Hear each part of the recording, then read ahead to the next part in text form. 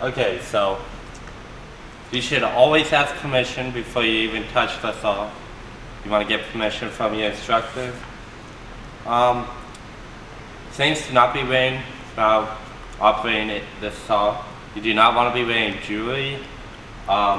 If you have long hair, tie it up.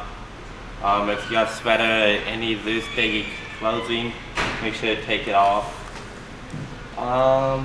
Always make sure to wear safety glasses at all times. And then you can make miter cuts by lifting up on the handle and pushing it in and turning it and setting it wherever you want. Lock it back down, you just press the handle in.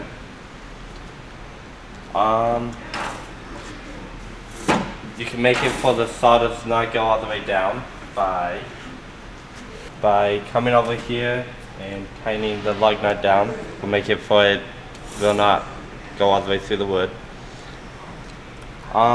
You can turn this to make it into a bevel cut. That's when the blades at an angle. And then to actually make a cut, you're going to want to have your piece of wood all the way against the back of the fence.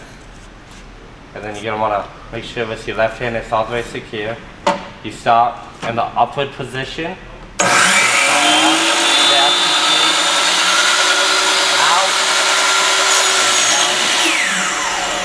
Shut it off.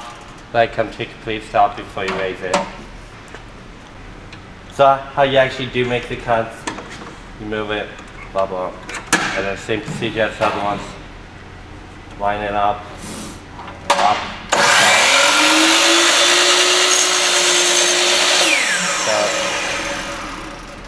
And then you can do both the same cuts, the bevel and the miter at the same time by just having them both at different angles. Okay.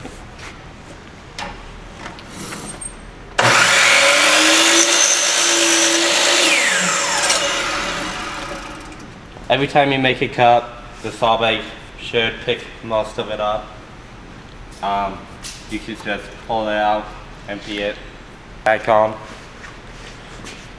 You just slide it on.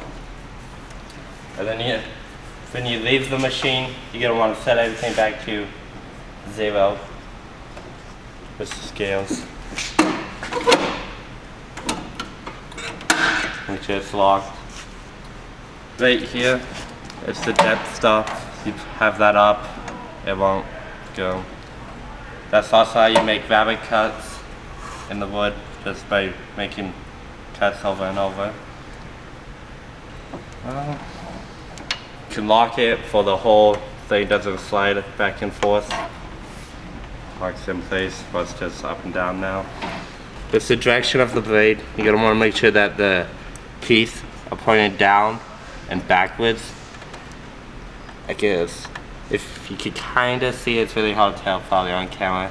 There's a high side of the blade, and you're gonna want the high side of the blade to be on the right side, like it is. Make sure before you plug it back in that the blade can move freely. And if you were gonna make any changes to it, make sure you unplug the machine.